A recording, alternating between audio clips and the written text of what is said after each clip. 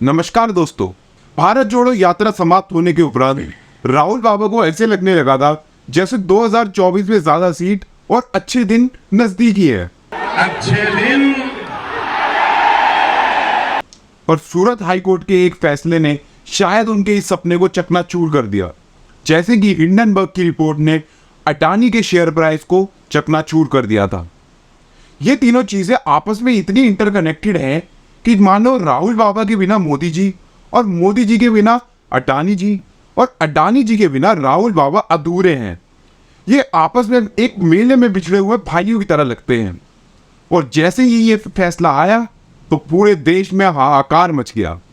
Secular gang फिर से activate हो गई और दिल्ली में आया हुआ भूकंप उनके लिए सेकंड प्रायोरिटी बन गई और पहली प्रायोरिटी बनी मोदी भूकंप। तो मैं किस मामले की बात कर रहा हूं ये तो आप सब लोग जान ही गए होंगे, पर इसके पीछे कानूनी दस्तावेज और क्या है लीगल फैक्ट्स, आइए जानते हैं। नमस्कार दोस्तों, मेरा नाम है समर्थ, चैनल का नाम है लीगल सोच। तो चलिए लेके नाम का नाम शुरू करते हैं। Now, a court in Western India has sentenced the opposition leader Rahul Gandhi to 2 years in prison in a criminal defamation case. So that is what the lawyer has to say. Let's listen in to more reactions that are pouring in at the moment. सजा सुनाई गई court की तरफ से। बहुत बड़ी खबर है, यानी राहुल गांधी को दोषी करार दिया गया और अब उन्हें 2 साल की सजा भी कोर्ट ने सुना दी है।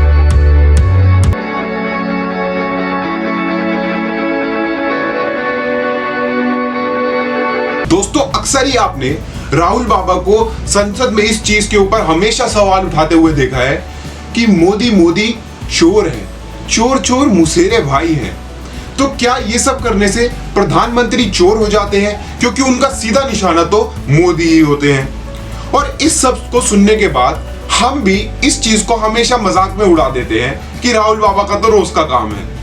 पर दोस्तों, एक कल्पना कीजिए कि आपके नाम के दुनिया में अनेक लोग हैं, सबका अपना अपना तरीका है, अपना अपना काम है और उनका एक व्यवहार है सबके साथ। लेकिन क्या उनके व्यवहार की सजा आपको मिलेगी और रोज कोई ना कोई आपको उस चीज के ऊपर ताने देगा, तो आपके ऊपर क्या बीतेगी? ये भी मेरी गलती है। नहीं भाई, मेरी गलती। नहीं नहीं नहीं नहीं नहीं, मैं मोदी जी को रोते हुए नहीं दिखा रहा, क्योंकि वो नहीं रोने वाले। और उनके लिए तो बहुत ही खुशी की बात है कि बिना खर्चे के उनका पूरी मीडिया में प्रचार हो जाता है। और इन सब के चलते मेरे राहुल बाबा को मिलती है सिर्फ मायूसी। पर दोस्तों, अब चिंता मत कीजिए, क्योंकि राहुल बाबा को भी इस बार कुछ बड़ा मिलने वाला है। दोस्तों, बचपन में हम सबने एक कहानी जरूर सुनी थी, शेर आया शेर आया शेर आया, पर शेर कभी आता नहीं है। ऐसा ही कुछ हुआ हमारे राहुल बाबा के साथ, बल्कि उनके साथ तो शेर आया भी नहीं, फिर भी कुछ ऐसा हो गया कि उनका शिकार पहले ही हो गया। दरअसल दोस्तों, कुछ ऐसा मान लीजिए कि आप और आपके दोस्त की लड़ाई हो रही है और तीसरा आदमी कोई आके आपको मार के चले जाए, तो आपके ऊपर कैसे बीतेगी? कुछ ऐसा ही हुआ हमारे राहुल बाबा के साथ, क्योंकि उनकी लड़ाई तो मोदी जी के साथ थी। नमस्कार दोस्तों, स्वागत है आपका हमारे इस शो में हाल पे सवाल। तो आज हमारे बीच हाल ही में सजा मिलने के बाद मौजूद होने वाले हैं राहुल गांधी जी, जिनका हम स्वागत करते हैं लोट ऑफ नहीं गालियों नहीं, तालियों के साथ। तो आइए हम स्वागत करते हैं सर। आइए सर आइए। जय हिंद जय हिंद जय हिंद मोदी जी, हाय हाय। ओके जी सर, बहुत बहुत धन्यवाद आप हमारे इस शो में आए। तो सर, हम आपसे कुछ सवाल पूछना चाहते हैं, तो क्या मैम पूछ सकते हैं? जी बिल्कुल। आपकी सजा के पीछे हाथ किसका था? मोदी जी। और इस देश में करप्शन कौन फैला रहा है जी? मोदी जी। और इस देश का मसीहा कौन है? मोदी जी। और आपके बाप का नाम क्या है? मोदी जी। बाप का नाम भी मोदी है। मोदी मोदी रे। चलो जी, आप जा सकते हैं जी, जा सकते। पर शिकार पुरनेश मोदी जी कर गए, यानी कि बीजेपी एमएलए जिन्होंने कि राहुल गांधी जी के खिलाफ डेफेमेशन केस डाला, उनका कोई संबंध भी नहीं था इस केस से, ना ही उनके खिलाफ कोई ऐसी बात की गई थी। बस मोदी नाम के आने से पुरनेश मोदी जी को बुरा लगा और उन्होंने डाल दी याचिका राहुल गांधी जी के खिलाफ। तो पुरनेश मोदी जी को राहुल गांधी की ऐसी कौन सी बात थी जिसका इतना बुरा लग गया कि उन्होंने उनके खिलाफ डेफेमेशन केस दायर कर दिया? दोस्तों मामला है जब एक भाषण के दौरान नीरव मोदी और मेहुल चोकसी की तरफ इशारा करते हुए प्रधानमंत्री नरेंद्र मोदी को भी घसीटा गया और राहुल बाबा ने ये कहा, नीरव मोदी, ललित मोदी, नरेंद्र मोदी, और अभी थोड़ा ढूंढेंगे तो और बहुत सारे मोदी निकलेंगे। कि मोदी सारे चोर हैं और सारे चोरों के नाम मोदी क्यों होते हैं। तो वैसे तो मैं राहुल बाबा का बहुत सख्त फैन था, पर यहां तो मैं भी फिसल गया, क्योंकि इस लॉजिक से अगर चले तो राहुल बाबा खुद ही एड को प्रमोट करते हैं और फिर कहते हैं कि देश में शांति और अमन रहे। पर कैसे रहेगा?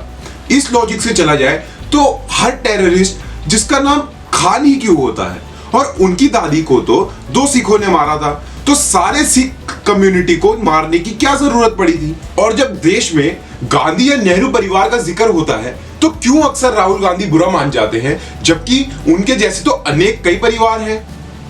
खैर, अब जो भी हो दोस्तों, पूर्णेश मोदी जी ने तो राहुल गांधी के खुले आसमान में डेफामेशन नाम का पत्थर फेंक के बहुत बड़ा छेद कर दिया था, और इसके ही तहत सूरत हाई कोर्ट ने सेक्शन 499 और सेक्शन 500 ऑफ द आईपीसी के तहत उन्हें 2 साल की सजा सुनाई। पर ये क्या, फिर बेल भी दे दी।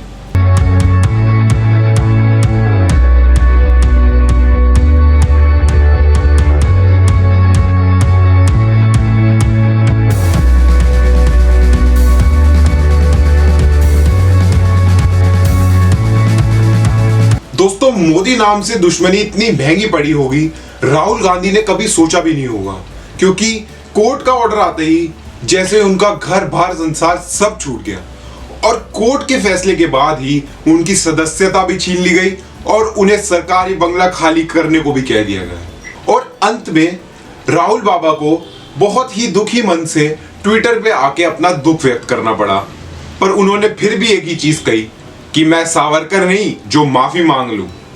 पर दोस्तों, इसी के तहत देश में सेक्युलर गैंग वालों का बोलबाला चालू हो गया।